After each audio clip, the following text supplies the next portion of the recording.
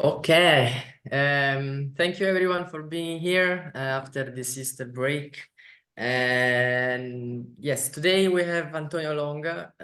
We are very grateful to have him here. He's a postdoc in University of Trento in Italy. So the first part is going to be about like 20 minutes talk as usual, plus 5 minutes of question. Is about the temporal network. In particular, the role of egocentric perspective in temporal networks. After that, we're going to have a discussion part about journals and conferences and the difference between that. So anyway, let's start for the first part. So please, Antonio. Thank you a lot, Gabriele, for the introduction, and I'm really happy. It's an honor to me to be here presenting this work. So let me share my screen.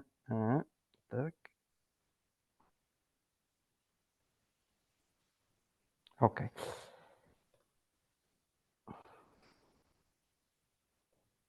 Can you see the screen? Yes. Perfect. Okay, so thank you again for the introduction. Maybe you want to click hide on the button. Okay, sorry. Oh, okay. Yes, go ahead. So in today's talk, I would like to present this work that is a composition of 3 works that I done with, as you can see from this slide, with several people and with different universities.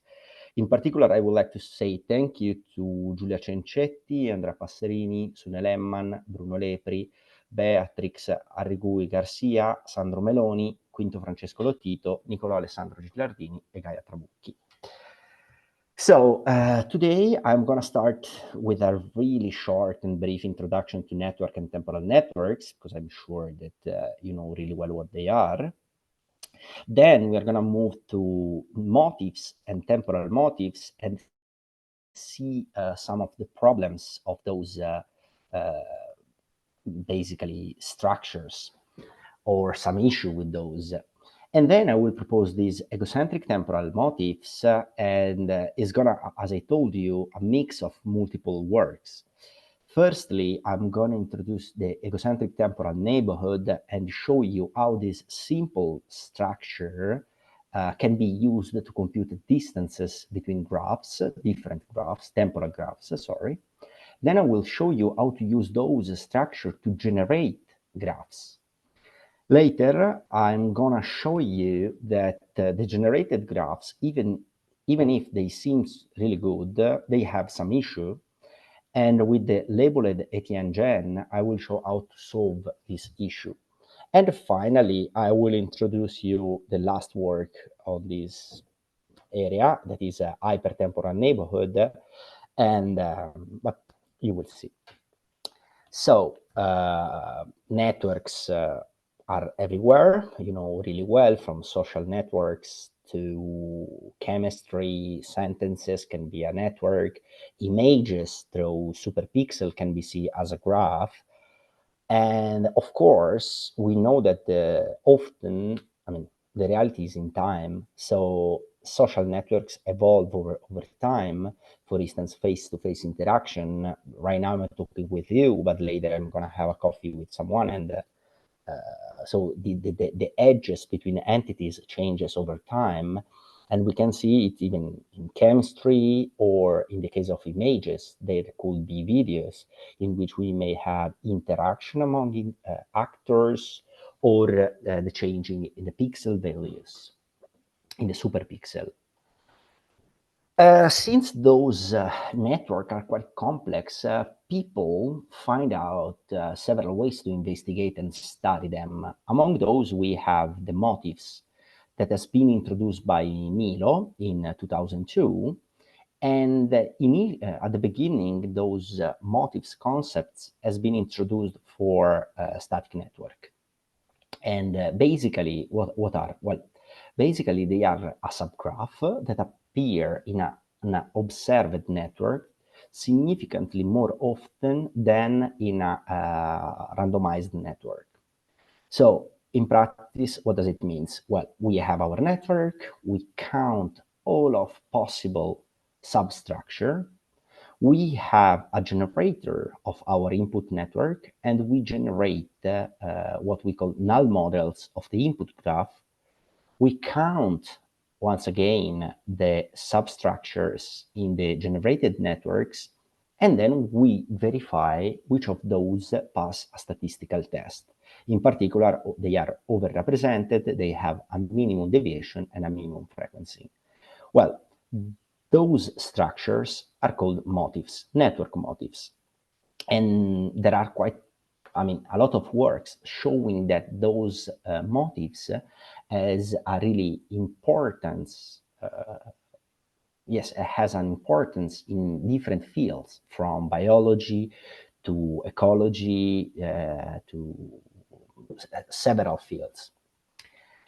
But now, if we go back into the procedure, we have to count all the possible substructure in the generated network. So suppose that we were looking in an undirected network only for 3 nodes. Fantastic. The number of structure are 2. If we look for 4 nodes, we will have 6 substructures. If we have 5 nodes, 21. So it's quite easy to see that as much as the number of nodes of the subgraph you are looking for increase, all the number of structures increase exponentially. And this is quite a problem, but we are going to see it later. Now let's move to temporal networks, and in which basically we have a graph and we have an order among edges. So we know that an edge appears first, and then a second, a third, and so on and so forth. So at the top of this slide, you can see the 6 possible substructures with 4 nodes. Well, if you consider only the first one, the one in this blue rectangle, and we add all the possible temporal ordering, we will have 3 structures. In the case of the second, we will have 6 structures, and so on and so forth. So what I'm trying to say is that if we add the temporal dimension, we are increasing a lot the complexity of counting all of those substructures. And even if there are works that try to compute them in a fast way, like the work proposed by Paranjape, still the problems of computing whether 2 substructures are identical is complex, and we know really well, especially when the network we are looking for is a little bit bigger than 4 nodes, and we have this problem of scalability. Well, a possible solution that I'm here to propose is this egocentric temporal neighborhood. So to give you the big picture of before, we are in the first leaf of this tree of what I'm gonna present today. Okay, we know that a temporal network can be seen as a graph, a network with time on edges. For instance, the edge that goes from node A to node D exists at time 1, 2, and 3. And the edge from A to C only at time 3, and so on and so forth. What we can do, we can represent this as this temporal network as an ordered sequence of static network, like the one that you can see in the right. So we have the first snapshot, the second, the third, and so on and so forth. Once we have this representation, this egocentric temporal neighborhood, it's quite a simple idea. Well, first of all, you choose for a number k, that is the number of snapshots you're going to consider. In this case, we're going to choose for 3. So what you do, you extract 3 temporal snapshots subsequently. So for instance, 0, 1, and 2, or 3, 4, 5, and so on and so forth. You select a node, you call it ego, and you extract the first ordered neighborhood of the node at each time step. What does it mean? That in the time step 0, we are going to take the node A, Time step 1, we are going to take the node A and the node B. Time step 2, the node A and B again. Once we extract them, we connect those nodes that are the same. So, for instance, the node A is the same, of course, at time 0 and time 1, so we connect longitudinally. And, of course, we connect to the ego. So, this structure, we call it egocentric temporal neighborhood. Egocentric because it's centered in this ego node, and temporal because we have 3 temporal snapshots shown. Once we have this structure, let me say the cool part is that we are able to build a binary encoding for this network that perfectly match the network. So let's see how to build it. We can discard for a while the ego, and we look for node A. Okay, node A is connected at time 0, 1, and 2. So its representation is going to be 1, 1, 1. What does it mean? We are going to use 1 bit for each time step, and we will put 1 if the node is connected to the ego, and 0 otherwise. So for instance, the node B is not connected at time step 0, so it will be 0, 1, 1, because then it's connected. Then what we do? Well, we simply sort those numbers and obtaining 0, 1, 1, 1, 1, 1, and we will have this 0, 1, 1, 1, 1, 1 signature. The interesting part is that you can go from this egocentric temporal neighborhood to this signature, and you can come back.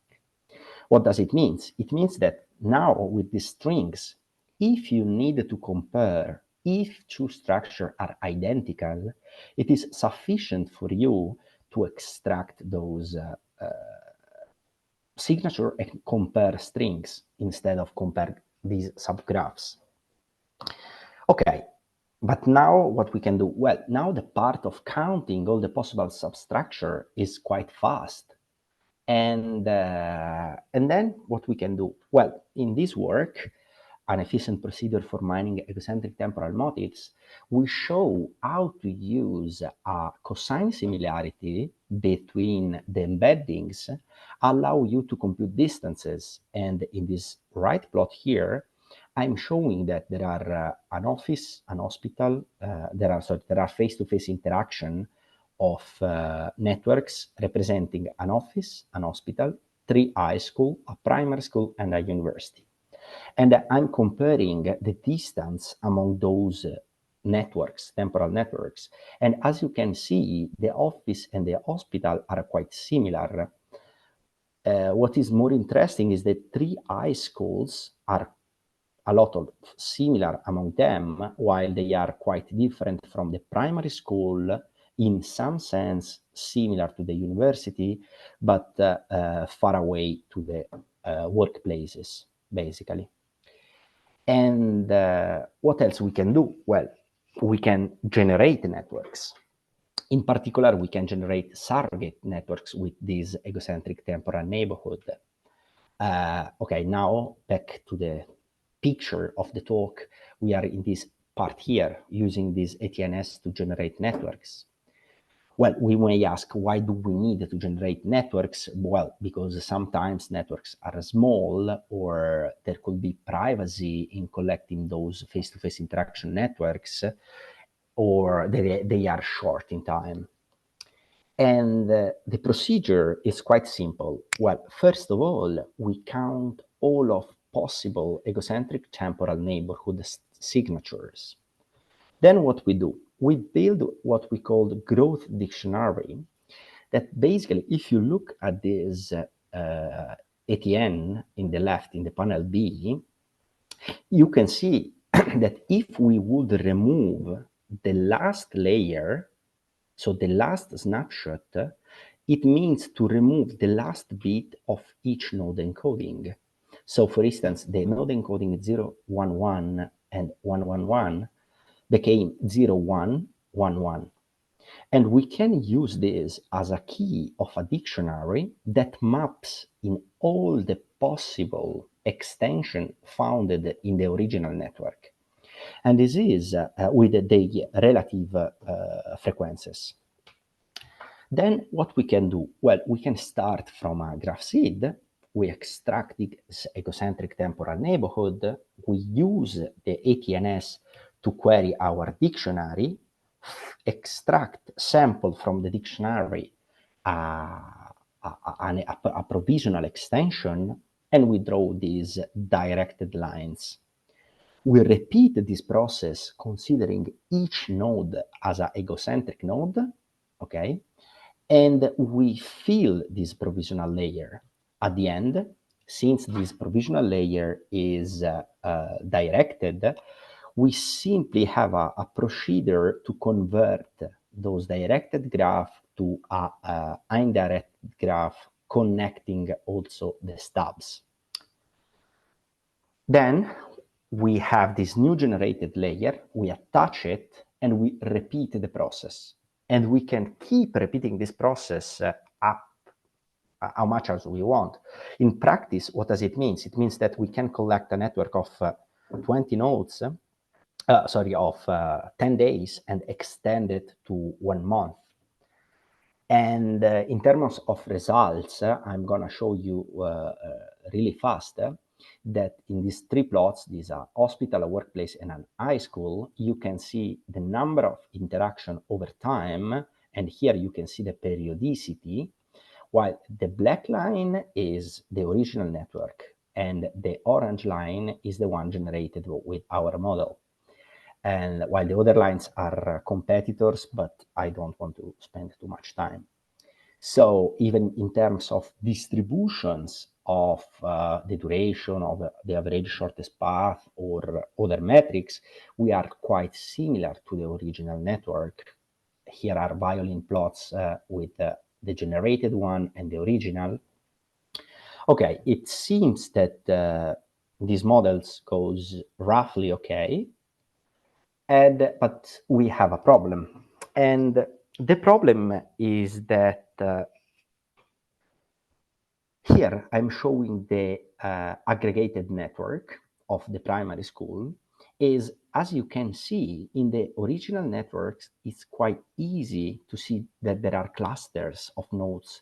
For instance, here, the guys of in the primary school, in the primary class, cluster together, while in my generated network is much more denser, and it's difficult to see those clusters. Okay, how we can fix those cluster problems with this egocentric temporal labeled egocentric temporal neighborhood and labeled egocentric temporal neighborhood generator. The idea is basically identical in a sense that suppose that in the nodes now we have labels. We know that we have a patient, we have a nurse, we have a doctor. What changes is that instead of putting 1 and 0, we put a binary encoding of the label. What does it mean? Suppose that we have this function that map the patient in the value 0, 1 and the doctor in the value 1, 1, while the absence of interaction in the 0, 0, then we can simply create the node encoding as we did before. And in order to have also the label of the ego, we can put it at the beginning of our ETNs. Once again, we have this function that allow us to compare those labeled networks, only comparing the strings. That is quite good. And then nothing changes. We can repeat the procedures that we have done before. And these allow us to capture those communities because we know that the primary guy were used to talk together. And with this network, with these labels, we capture this.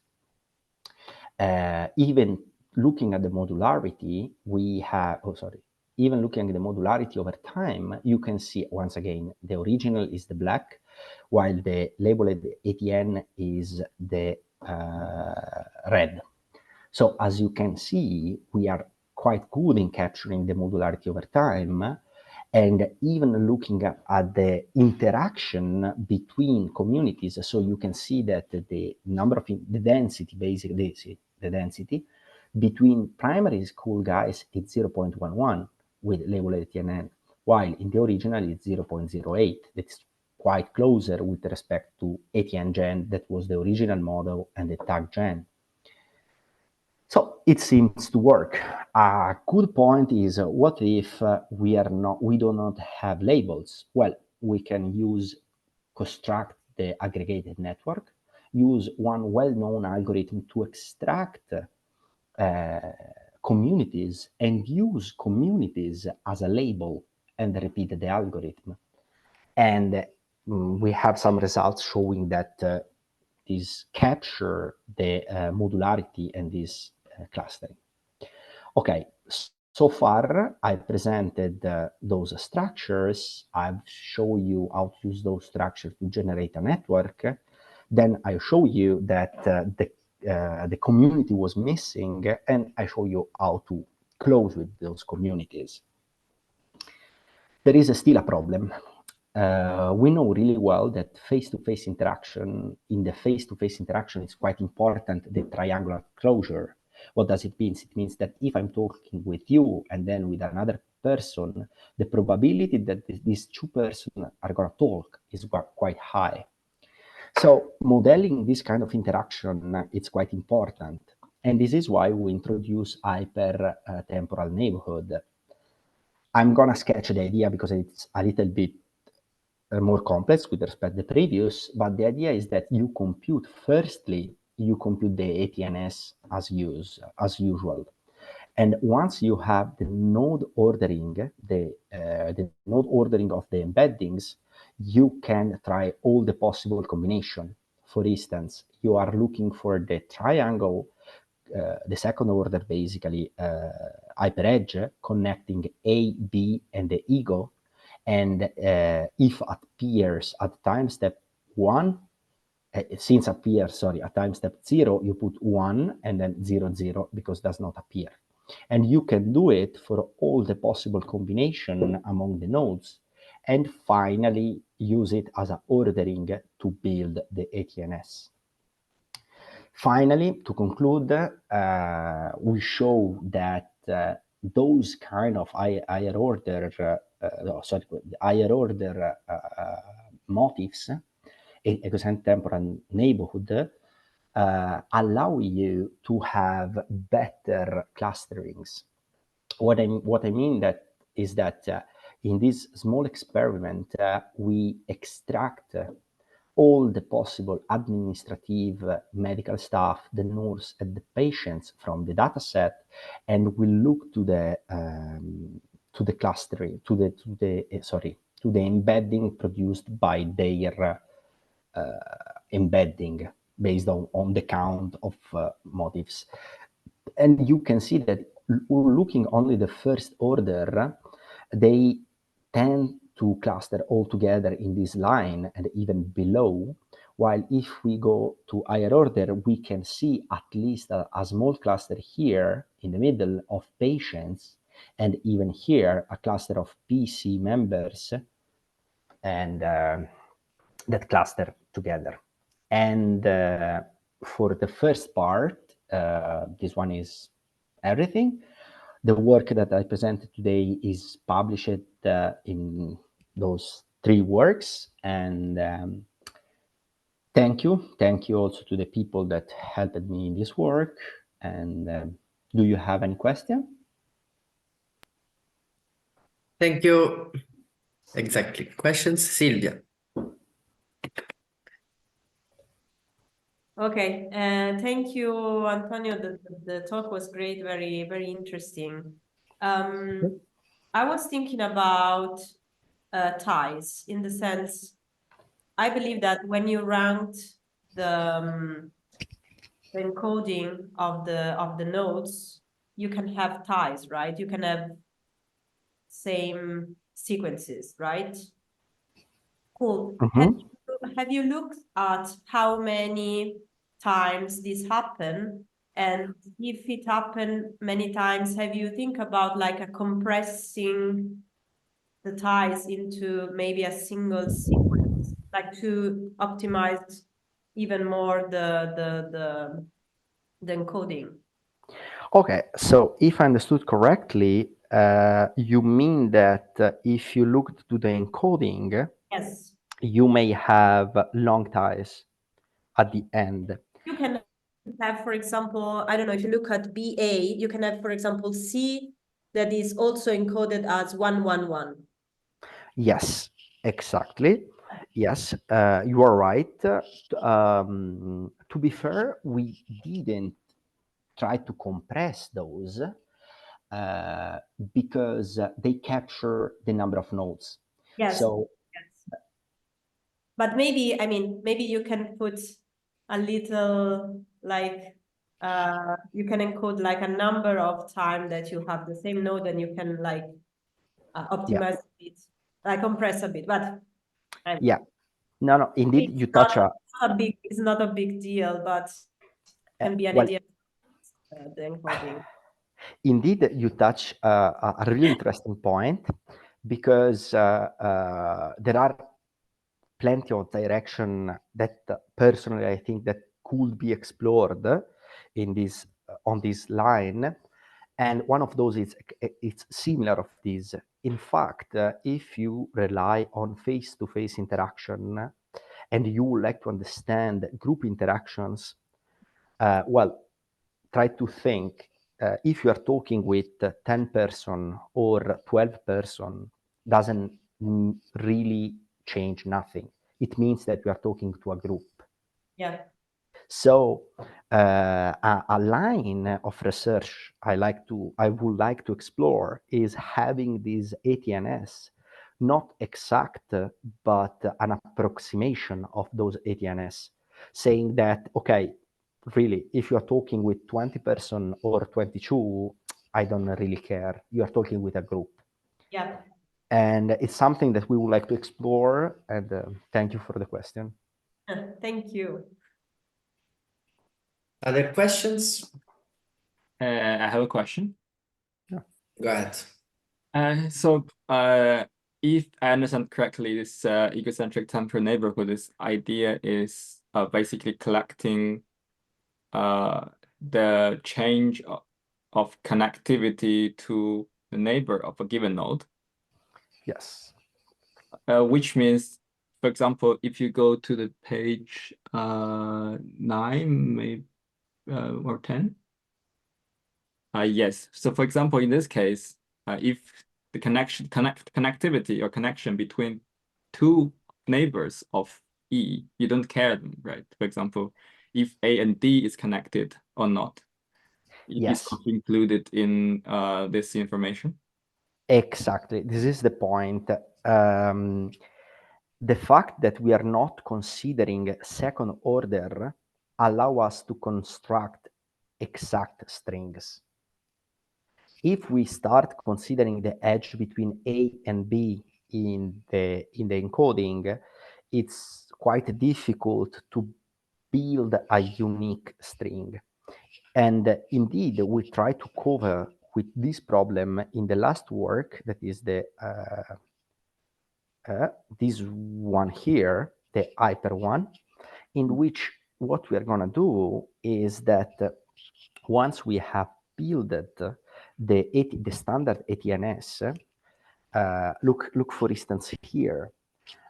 If you took this ETNs, you have multiple duplication of the node embedding 111, 111, 111, and 111. So the way in which you order those 111 changes how the second part, how the second order encoding will appear. And this is the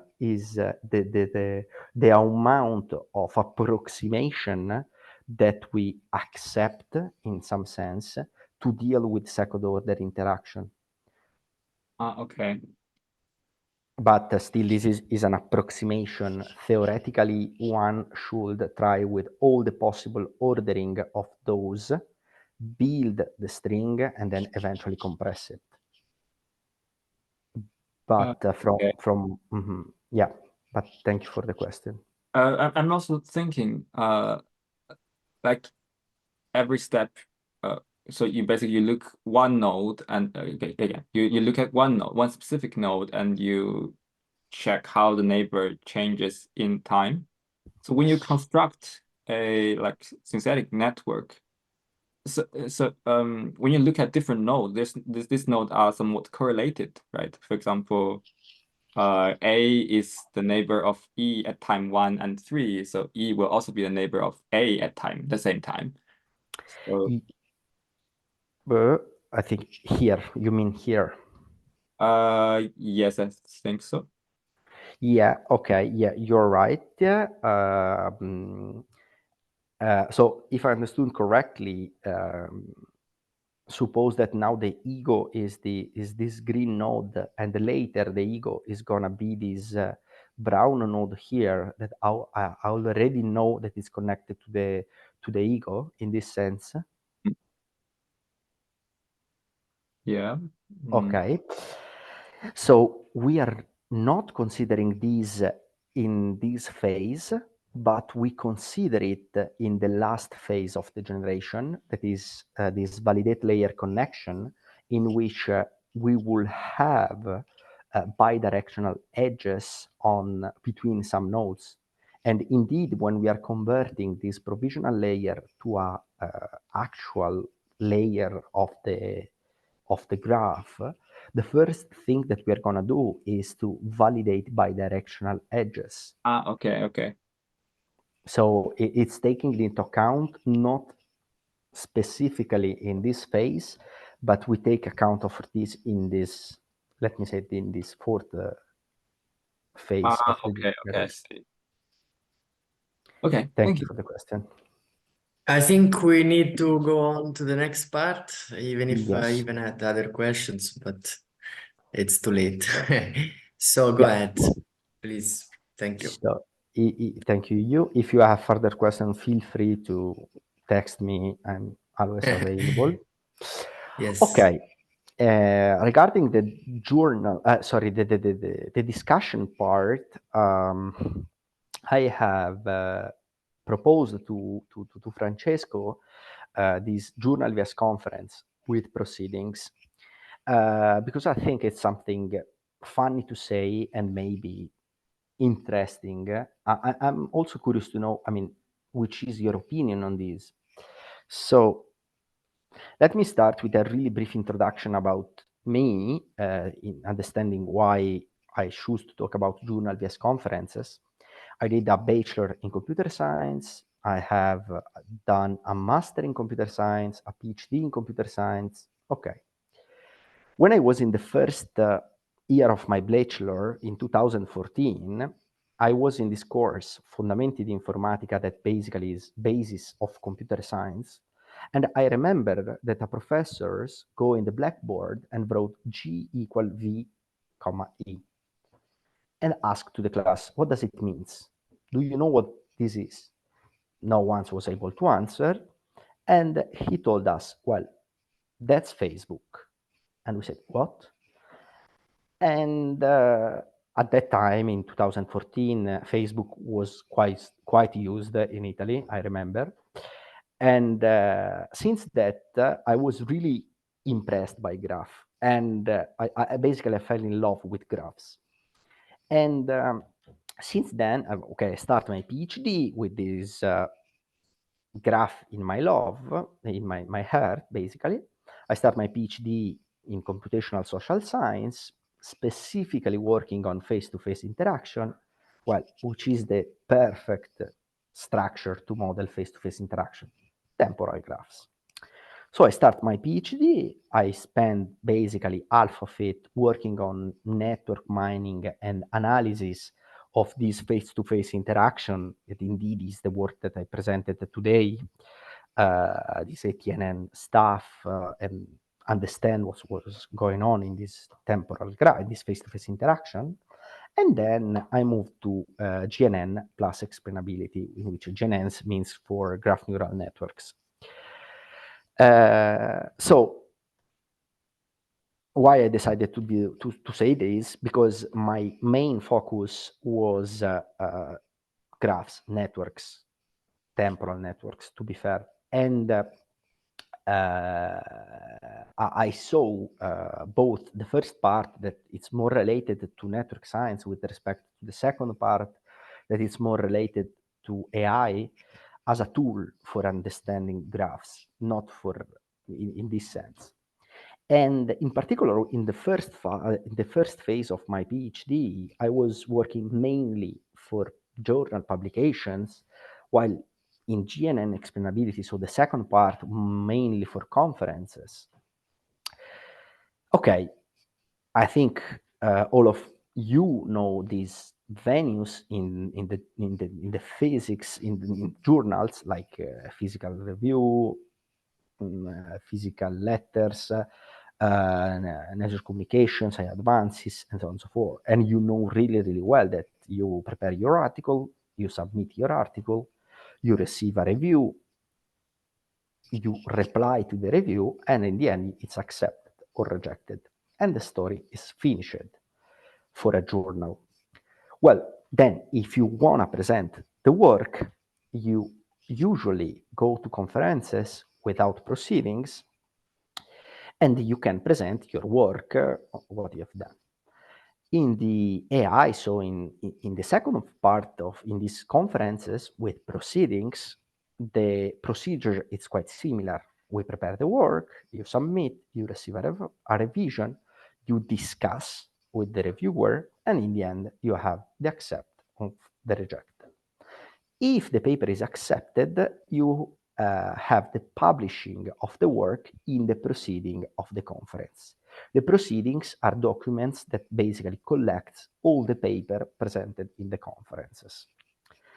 Okay, I hope I give you an idea of something that is well known. Now, let's try to say something about the difference among those. So, first of all, the average time. We know that journals are much more slower. So I wrote up to 1 year, but even more. While for conference, here 3 up to 5 months often. In terms of cost, well, you have to pay the journal fee, but in the conference, you have not only to pay the conference fee, but you have also to pay the travel cost. So in my mind, when I try to write this, it's just my personal opinion, and I'm really happy to discuss it. I think that the pros of a journal are that no need to travel, but I put also in the opposite in the pros, because it depends on if you like to travel or not. Anyhow, it's cheaper. You have more time for the revision. Often the revision process is much more longer, so you have more time. While in the conference, you may have 1 or 2 weeks. So it's quite difficult to make a revision in a short period. As a cons, I think that only publishing your work in a journal lead to a less divulgation, because you don't have the possibility to present your work. At the same time, there is less networking, because if I only publish my work and I stay at home, that's enough, and it's longer time. While on the other side, in conference with proceedings, you have the pros of networking, traveling, and you have the disadvantages that they are more expensive, because you have also to travel, so paying the hotel, the flights, and so on and so forth. And here is, I think, an important point, that is that many, as far as I know, in Italy at least, publication in conferences are not considered for teaching qualifications. They only look for journals. So in the end, personally, there is a part of the story missing. That is conference without proceedings. That are the one that I love most personally, because you can, first of all, you can bring their published work. So if I have my work, I can bring my work and show to the community, receive feedback, and eventually even collaboration presenting the work.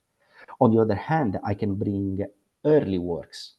I can bring a work that I'm a little bit stuck on it, and I can receive feedback, discuss with people. Of course, you have the possibility to networking, to dissemination, and again, to travel if you like. And there are a lot of conferences without proceedings. There are conferences which you have both, like Complenet or Log, and there are even workshops without proceedings. So as an introduction, I think it's all. Thank you, guys. And what is your opinion about journal and conferences? Which one do you prefer?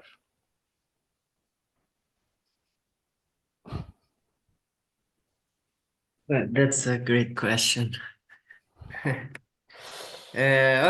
can say personally, for example, like I mean, it's not like I prefer journals, but more like I have to publish in journals and not in conference proceedings because everyone does that. That I work like in my area. So it's not like a preference, it's just the way it is, you know? I don't know if makes sense. Yeah, indeed, I think it makes a lot of sense.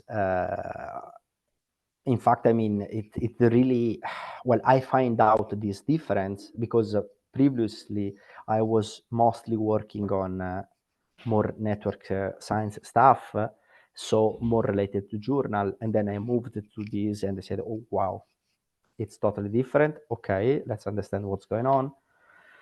But I think it's interesting to know both of them.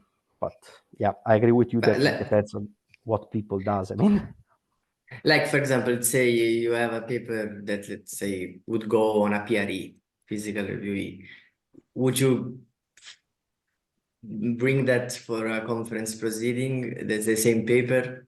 Like, what's the pro and con of like in terms of not only visibility but like your career, the CV,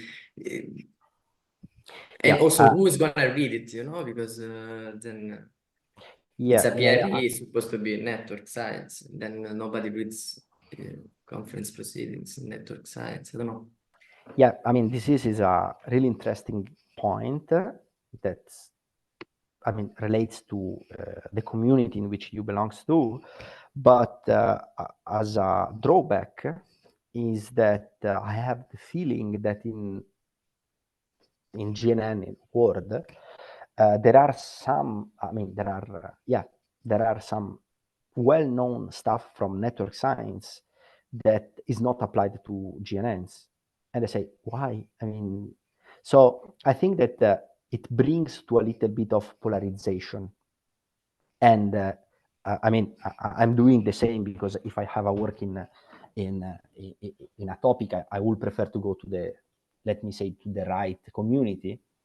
But I think it's interesting to have an idea of both because I have maybe this feeling of, in some sense, polarization. It's really a bad word, but like clusters, different clusters. Even if we are working in a similar on similar problems. Let's hear other people's opinion. I don't know if someone wants to say their opinion. No? Yeah. I have a Okay, you first.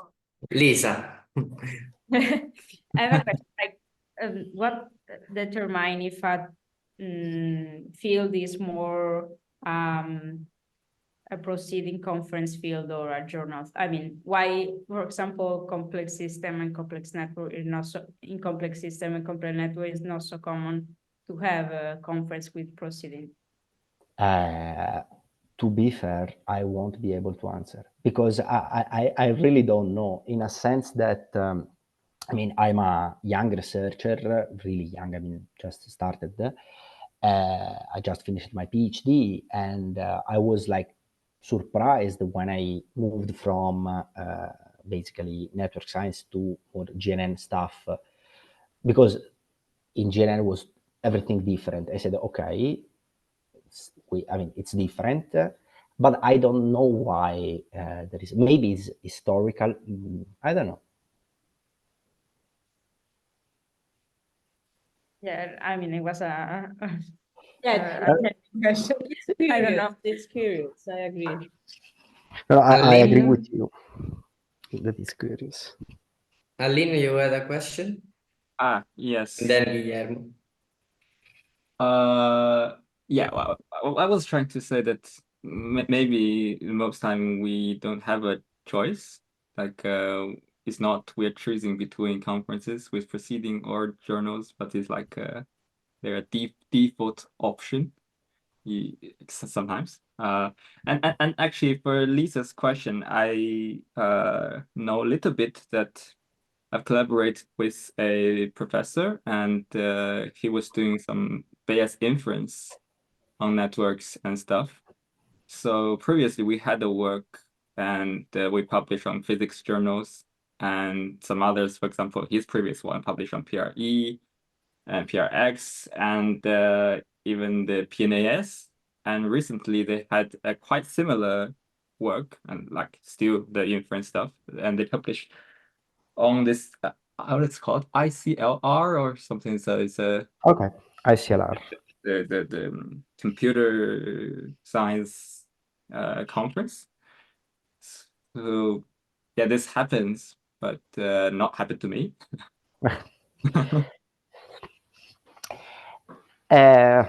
No, I agree with you that there is a strong bias in what the community does, and I totally agree with you. But indeed, I think that the best option, according to my mind, is to have these conferences without proceedings, because allow you to go there. I don't care if you already published that work in a conference or in a journal, but you go there and you can even go in something. For instance, you can go to NetsIX and bring a work to that has been done with GNNs. So you can receive feedback that they are not tailored from people that looking only of some GNN parts, but you have a different perspective, and I think it's super cool as a researcher, because it happened, at least to me, that people in network science bring me to some points that were like obvious, but not for me. And I think that it's, okay, this is an interesting point. Guillermo? Yes, I think, yeah, well, yeah, I've been having a few thoughts from what you've been saying.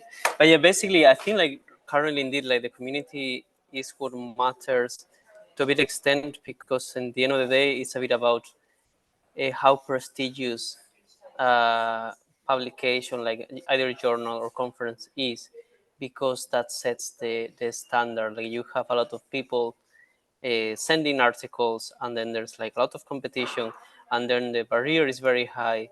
Then you know that things that are published there are going to be the best, basically, and that's what to a big extent nowadays determines whether something is going to be appreciated either in later job interviews or CV or sometimes.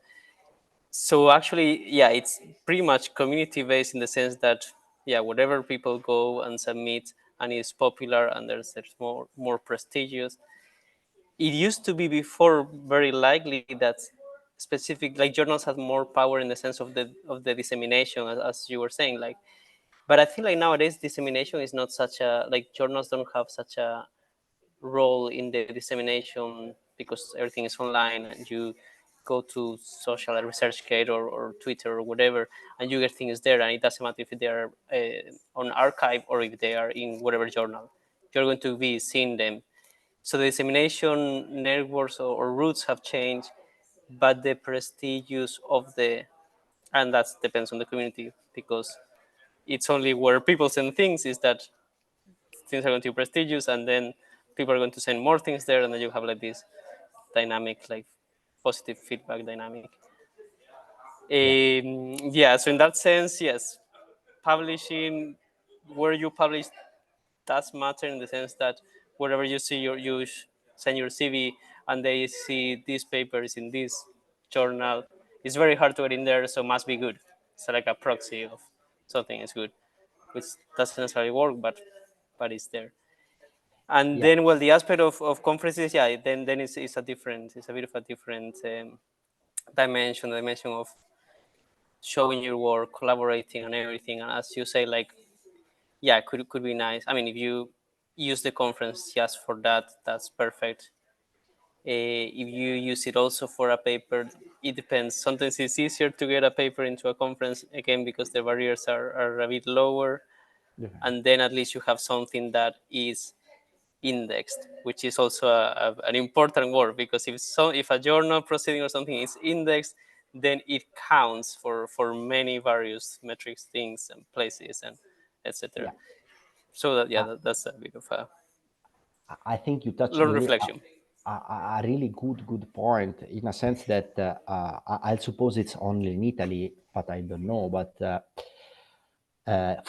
suppose that you want to be a professor in Italy, and you have done an entire career on computer science. So let me say you published only on ICLR, NeurIPS, that are top conference on AI.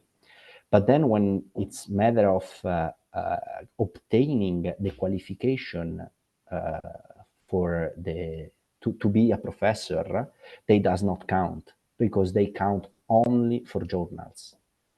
And I don't know if it's gonna change, and I don't even care. But it's just for reasoning that it came to your point when you're bringing your CV and saying, okay, this is what I did. And it also depends on who is looking for this CA. So, Antonio, do you know if this is true also, like, for medical research?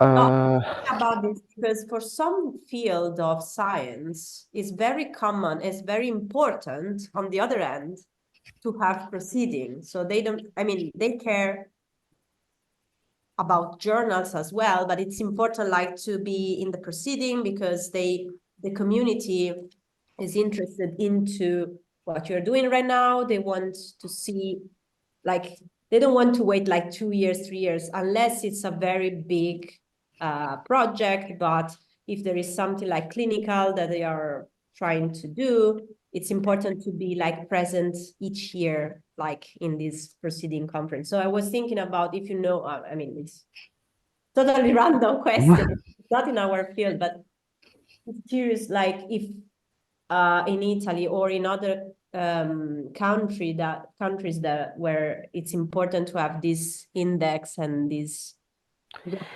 have to collect these points to become a professor. It may be changed depending on the field. It might be, I don't know.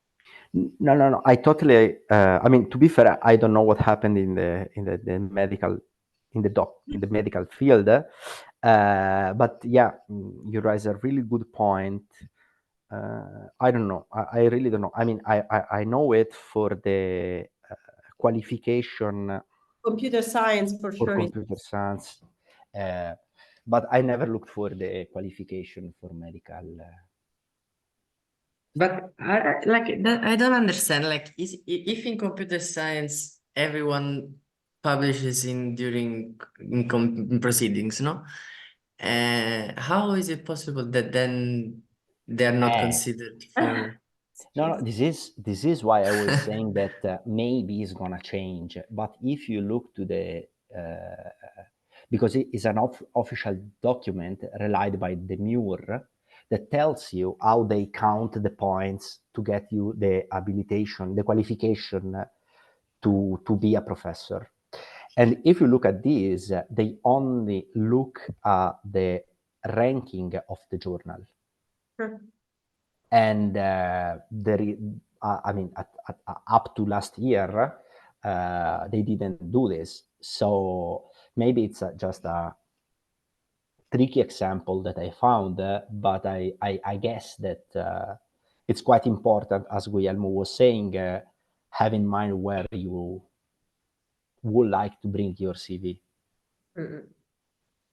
I think in general, it's a problem of, sorry, Aline, it's a problem that we're gonna need to face soon enough, that we need to like change the way we count points, and for even in the CV, like it doesn't matter where is the journal, it can be archive, a social archive, let's say, where you have points and likes and stuff like that, and that is the only thing that is gonna count, because it doesn't really matter if it's a proceeding, if it's a nature, who cares? Everything is on archive, and I mean, I think this discussion, instead of bringing journal vs conference, would be more interesting bringing blind, double-blind review, in a sense that, but we are opening a infinite discussion. I mean, I totally agree on what you said about archival publication, in a sense that, well, even if it's on archive but has 1,000 publication, so it means that's something like there is. So it's I don't something. know. Yes. It's something No. complex. If someone else has one last comment, because we are running out of time. Sorry. I don't know. No, sorry. I guess for the reviewing part and this kind of thing, we're gonna have a seminar in the future with someone that is proposing this kind of new stuff. So we're gonna let you know when that's gonna happen. But definitely. it's an idea that we have starting to organize this. Yeah, for this one, I do see some discussion maybe a few days ago. Federico Battiston and some other people were saying this on Twitter, which is make it more fair, how to make it more fair in a reviewing process, double blind or some other strategies. But yeah, this is a quite interesting question. Yeah.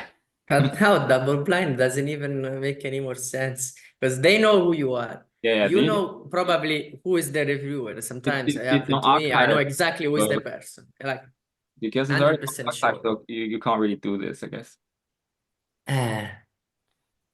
Anyway, thank you, Antonio. Thank you all for being here. Sorry that we have to finish now. It was a pleasure, I think, I can say for everybody. So we're gonna see you in 2 weeks. Actually, we are looking for speakers still. So if any of you know someone that may, well, I don't know, even maybe doesn't have something really already like ready for the research, we can even plan some discussion points that we can have together, like the whole hour, maybe some more interesting topic. So let us know if you like point them out for the NetPlace website. There is the form. So please spread the word. We're gonna publish other tweets for asking for speakers. So please, thank you. Thank you so much for the invitation. Thank you. Thank you again, Antonio. Everyone. Thank you all. Bye-bye. Bye. Have a nice evening.